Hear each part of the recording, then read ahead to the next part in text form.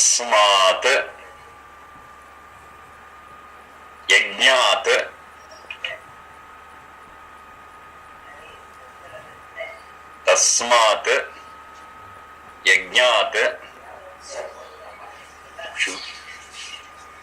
सर्वहुतः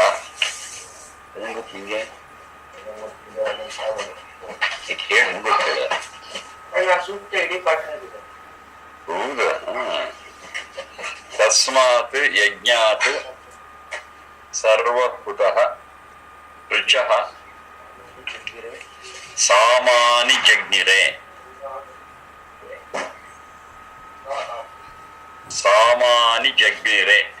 one vertical line छंदांसि जग्निरे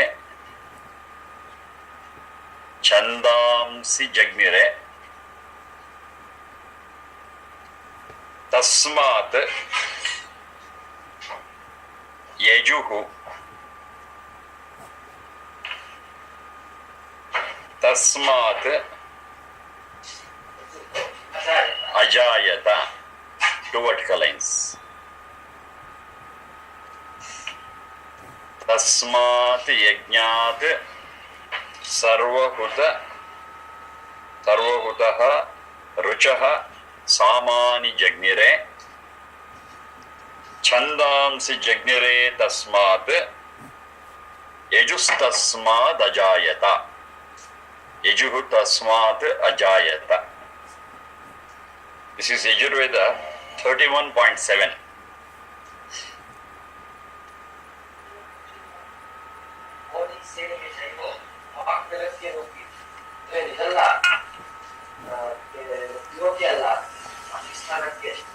तस्मात् यज्ञात् सर्वहुतः ऋचः सामानि जग्निरे छंदांसि जग्निरे तस्मात् यजुस्तस्मात् अजायत. Yajurveda 13.7.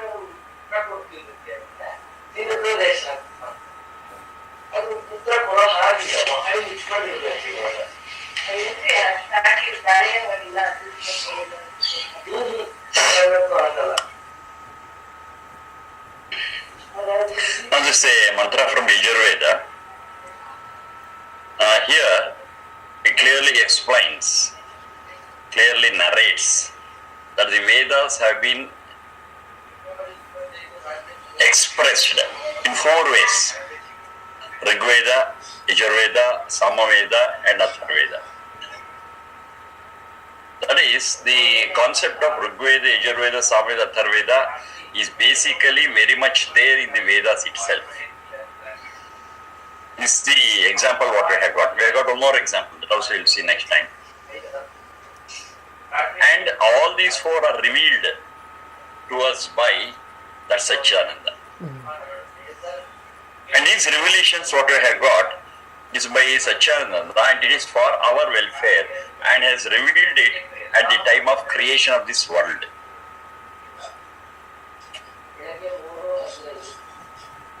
Now here we have got so many things to understand. But let me explain the mantra on the face of it. Then we'll go deep into it. Ruchaha.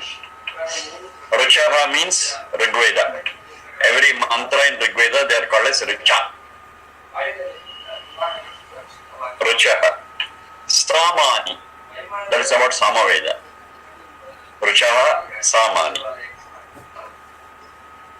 Chandamsi. Chandamsi. In general, Chandamsi is referred to all Vedas and sometimes specifically addressed to Atharva Veda. Chanda. Chandamsi. Yajuhu. Yajuhu Tasmad Ajayat at the end. Rigveda, Samaveda, Atharveda and Yajurveda. All these things, Tasmat Yajnat Sarvahutaha Jagnire Jayate. So all these are the adjectives of Satyananda. Yajnat.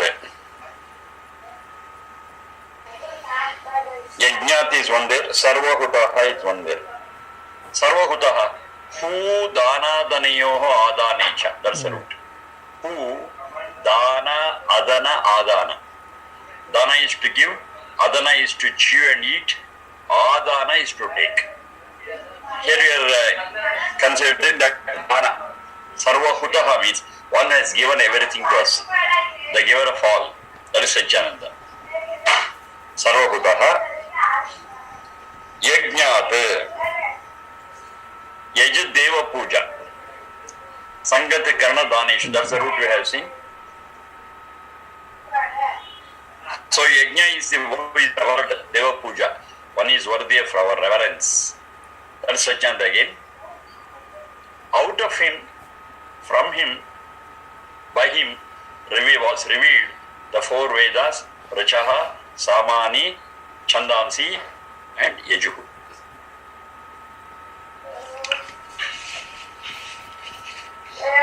ಏನು ವಾಸನೆ ಇದ್ರದ chemical chemical ವಾಸನೆನಾ bro chemical ವಾಸನೆನಾ ಬಾಗಿಲು ತೆಗಿ fan ಹಾಕು ತಡೆಯಕ್ಕಾಗ್ತಾ ಇಲ್ಲ ಘಾಟ್ ಆಗ್ತಾ ಇದೆ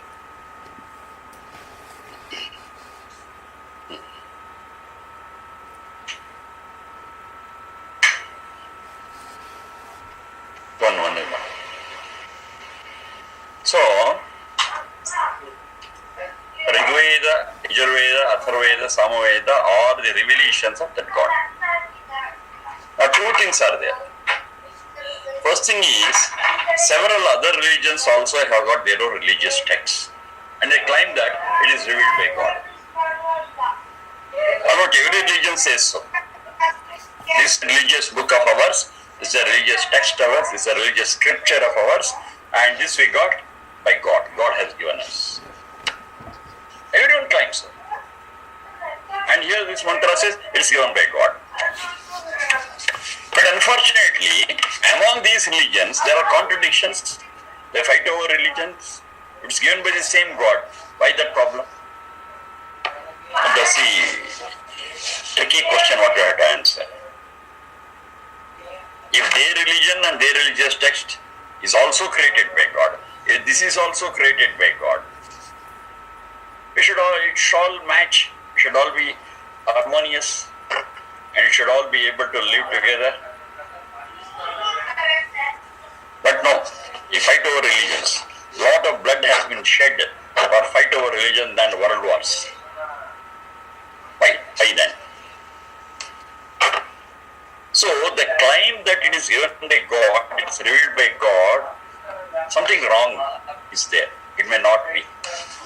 Some human beings would have done it and they attribute it to God and say that it's given by God, revealed by God. To get some sanctity to it. And how do you solve this problem? That's the first problem what we have got. Now one thing is certain, forget about these religious texts and other things. We have got sun, just for example, sun. Sun is for all. And of course, sun is given by Satyananda, that is very clear. It's not the product of any human brain or any human engineering. Moon, same for all, given by God.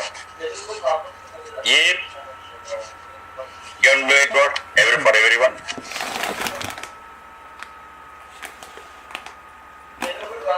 Rain, everyone. Land, everyone. Water, everyone.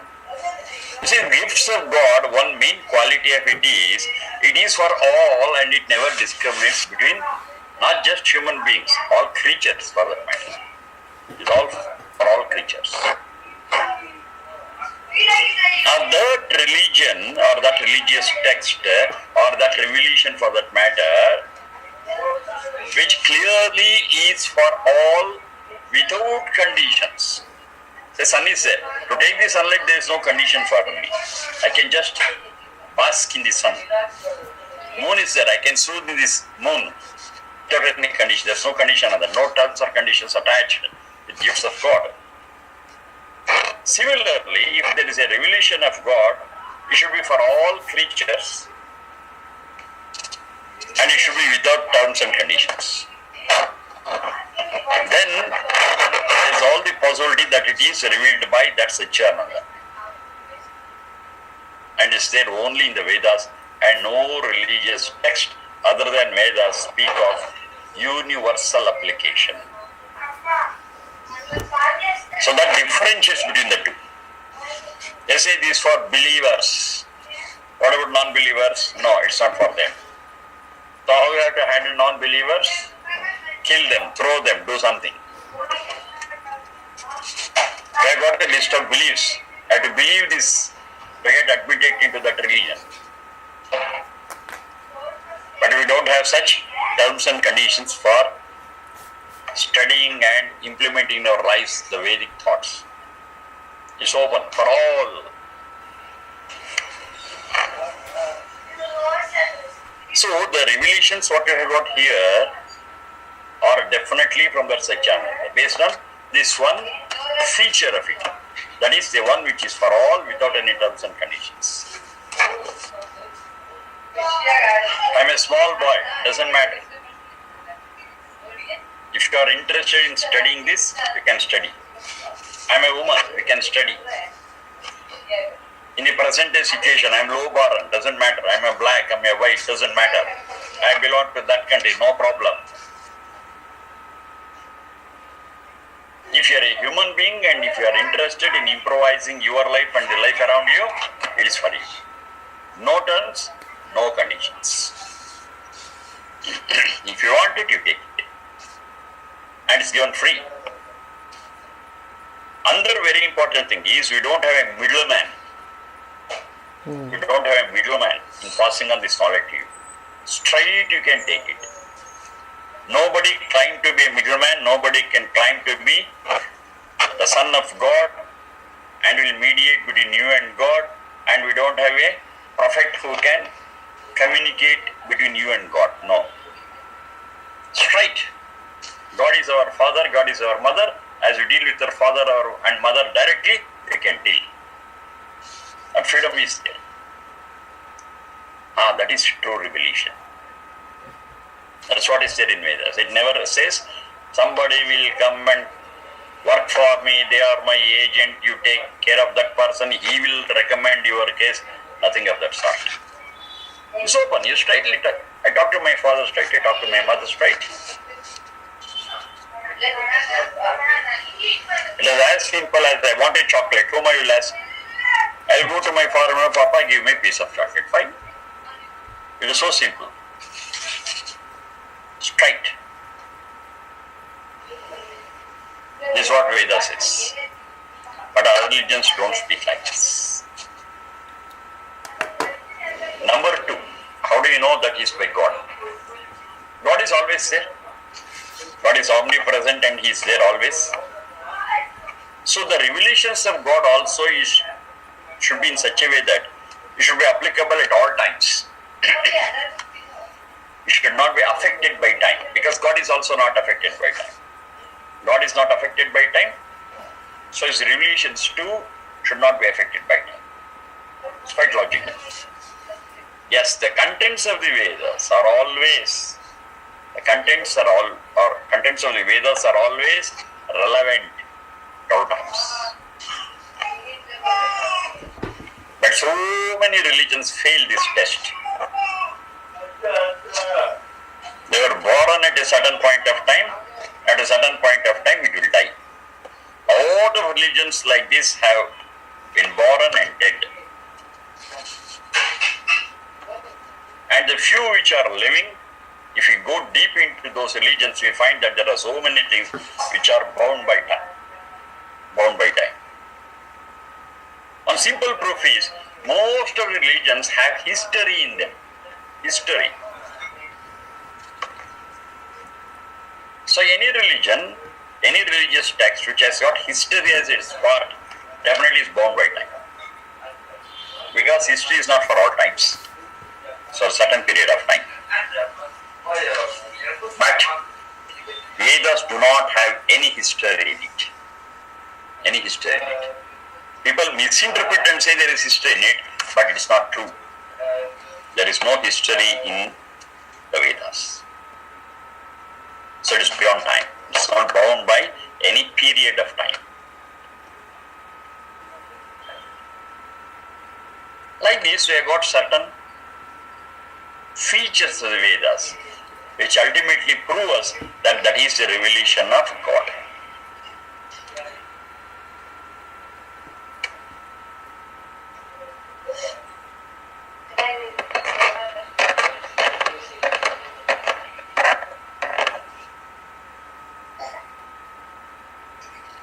This is first point that we have to understand very clearly, that it is the revelation of God and the true revelation of God. And many other people may claim that their religion, their religious texts are revelations of God, but they fail a few tests, like applicability to all and at all times. Sarvakalika and Sarvajanika aspects are missing because they got terms and conditions, number one. Number two, there is history in it. Incidents. So any incident is bound by time and will not be relevant for all times. Then, why four? Next point. Rigveda, Yajurveda, Samaveda, Atharvaveda. Why four? What is the significance of understanding this as four? Strictly speaking, all the four put together is Veda. It is one book of revelation. It is one set of knowledge. It is one. And that is for improvement of human life and making the human life purposeful, meaningful.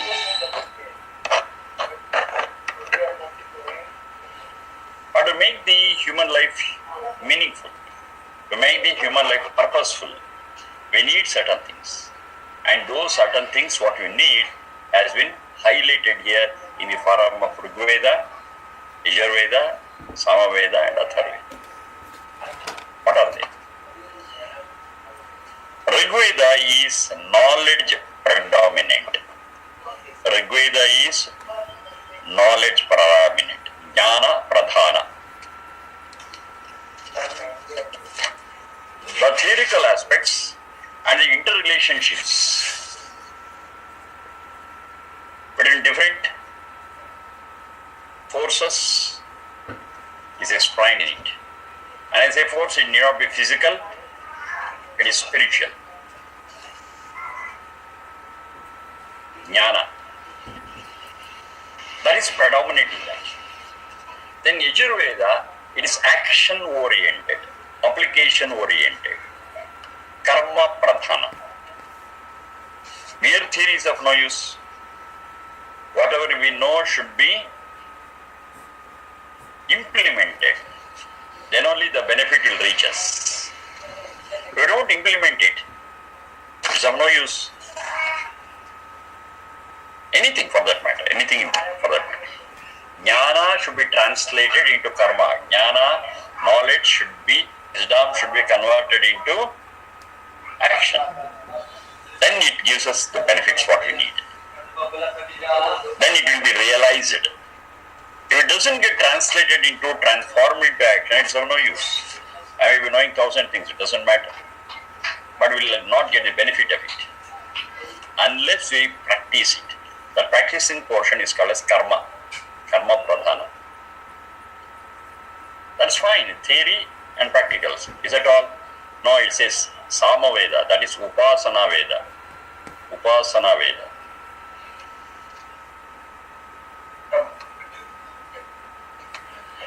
Studying of this Upasana Veda gives us all the humbleness and humility what we need.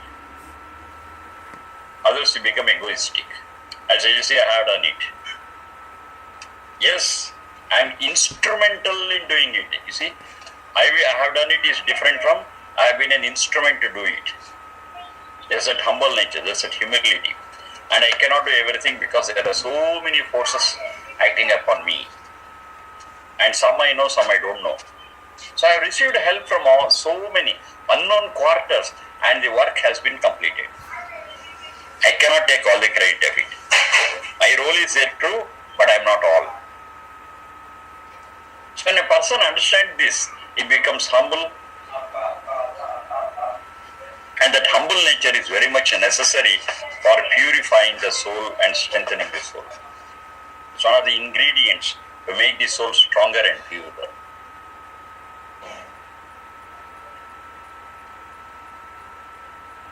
So, we get a glimpse of it, we can feel it, we can imbibe it in our lives by study of Sama Veda. Sama Veda is Upasana Veda, and by studying this Sama Veda, we become humble,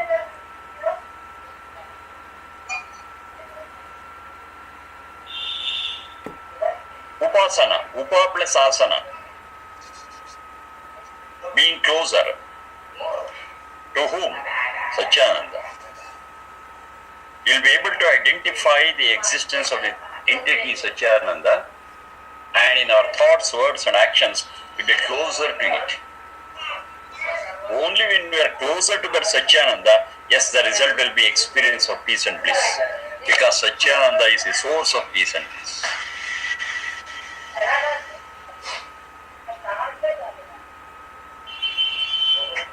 So if you understand that God is in me and I am in God, He is omnipresent.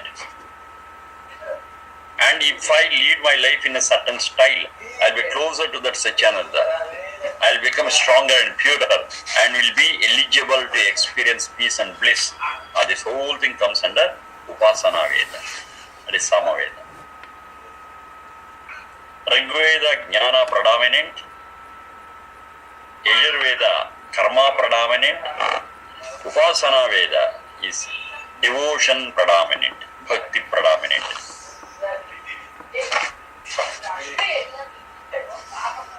Sama Veda is Upasana predominant. Then we have got Atharva Veda. Atharva Veda is Vijnana predominant. Vijnana. Most part of it is referred to this physical world. But I have a knowledge of this physical world too. This physical world is real. So we are in this real world. I can understand what this is. Then I can live here better. I can fit myself better into this. And this is my workplace. This is my workplace. I have to work here, improvise my soul in the terms of its strength and purity, become eligible for the experience of peace and bliss. So it is Vijnana predominant. One is knowledge predominant, another one is practice predominant, another one is devotion predominant, another one is science predominant. These are the four aspects what you need for life. And all other things will come under any one of these broadheads. Maybe it will come under Jnana, maybe it will come under Vijnana, maybe it comes under practical application, or maybe it comes under Upasana. Jnana, Karma, Upasana, Vijnana predominant.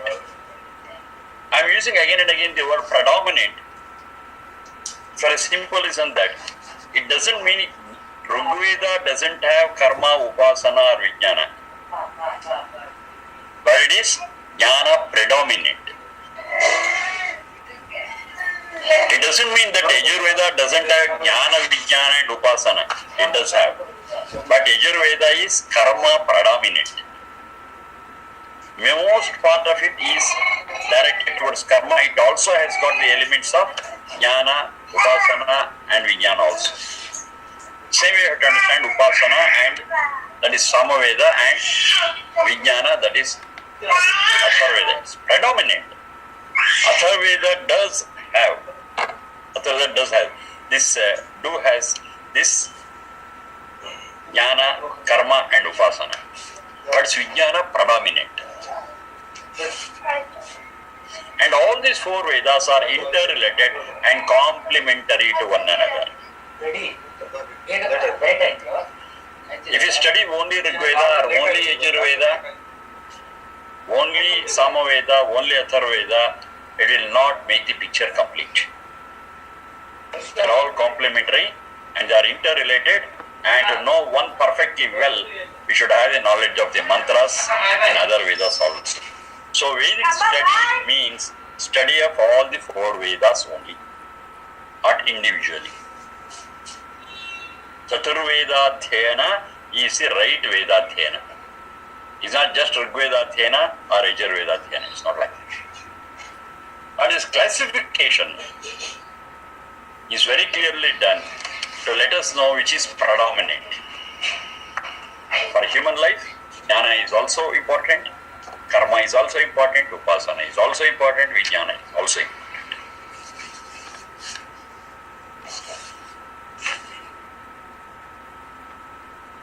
Last thing. In the Puranic group, they say that at one point of time Veda was one bundle, it was one heap of knowledge. Then Veda Vyasa, a great person, he came and his Vyasa segregated these mantras and divided into Rig Veda, Yajurveda, Samaveda, Atharvaveda. This is a belief that goes with Puranic people. It is very clear in the Saita Mantra, all the 4 are already segregated. It is true that Veda Vyasa was a great person. And he was also referred to as Veda Vyasa. The one who was a great exponent of Vedas, one who had studied Vedas in depth. That's fine. But this classification, the segregation of the Vedas into the whole Vedic study into Rig Veda, Yajurveda, Samaveda, Atharvaveda was done very, very much before Krishna. The proof is this. Yajurveda 31.7 says very clearly that these 4 are segregated already. One Jnana Pradhana, another one Karma Pradhana, another Upasana Pradhana, another Vijnana Pradhana. Said already. Another thing is also there. That also you should have some very clear picture about it. Vyasa, okay, Veda Vyasa. Then they attribute that it's the same Veda Vyasa who wrote Mahabharata. And they also attribute that the same Veda Vyasa has written Puranas. And this is a confusing thing. One that studies Vedas cannot write books like Puranas because they are all anti-Vedic, most of things. Most of them are anti-Vedic. If he is really a Veda Vyasa, he cannot write it. Mahabharata is a record, of course, of history, but it is not free from interpolation, even though it's written by Veda Vyasa. So what has been written by Veda Vyasa and what is not written by Veda Vyasa has to be segregated in the existing Mahabharata. Of course, with the help of Veda. Because he was Veda Vyasa, whatever is similar to Veda, whatever is close to Veda, whatever is passed by Vedic thoughts alone should have been written by Veda Vyasa, and all other anti-Vedic things in Mahabharata should be eliminated. Then we get the right Mahabharata written by Veda Vyasa. This first point. Second point, once a person becomes great, when a person becomes known, then there is a tendency that we name our children after that person again and again and again. It's a very simple example. Rama was there at some point of time. And we considered Rama as a great person. After that, people have been naming their children as Rama, Sita Rama, Raghu Rama, Venkat Rama, something like that. So when I say Rama, which Rama it is? The first Rama, who is the son of Dasharatha, or any other Rama after him? We don't know. Krishna, there are so many Krishnas, not one. So, when you say, oh, it is written by Vyasa, which Vyasa we have to confirm? Such a clarification is not available. So, whatever is there in the name of Vyasa, we attribute it to Veda Vyasa. That's the problem. Not all has been written by Veda Vyasa himself. Yes, at one period of time, fine, he was a scholar in the Vedas, and whatever is Vedic, it is written by Veda Vyasa. That's all. If anything is there which is not Vedic, first hillside is written by Vyasa. You should be very careful as to which Vyasa is this. Is this that original Veda Vyasa or somebody else with the name Vyasa? And most of the time, these Puranas, what we have got, they are not written by Veda Vyasa. Because the things in that are not in accordance with Vedic thoughts. They are all Puranic. Just because there is a name on it saying that Vyasa, it doesn't mean Veda Vyasa, and it doesn't become Vedic just by that name. You have to see the contents. You see the contents, whatever be the name of the author, if the contents are in accordance with Veda, we take it. If the contents are not in accordance with Veda, we just leave it. That would be ideal for us, that would be best for us.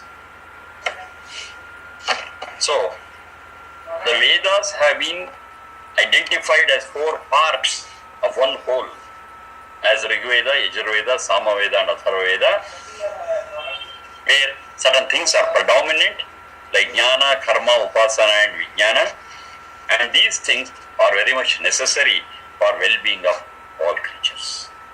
Just as Vijnana is required, Karma is also an essentiality, and Upasana is also required, and Vijnana is inevitable. So all this classification has been done already in Yajurveda itself, 31.7. Tasmad yajna sarvahutaha richaha samani jagnire chandamsi jagnire yasmat yajus tasmad ajayata. Very clear, it's very clear.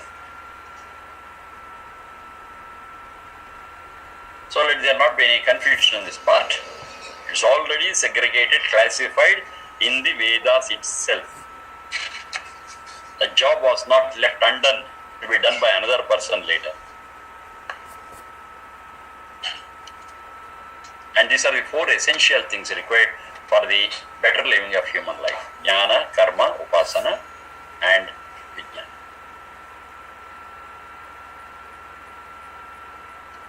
That's a discussion for the day. And we shall see a similar mantra.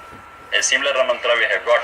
It speaks about the 4 branches in Atharvaveda day after tomorrow. Okay, thank you. Okay, thank you. Okay, thank you.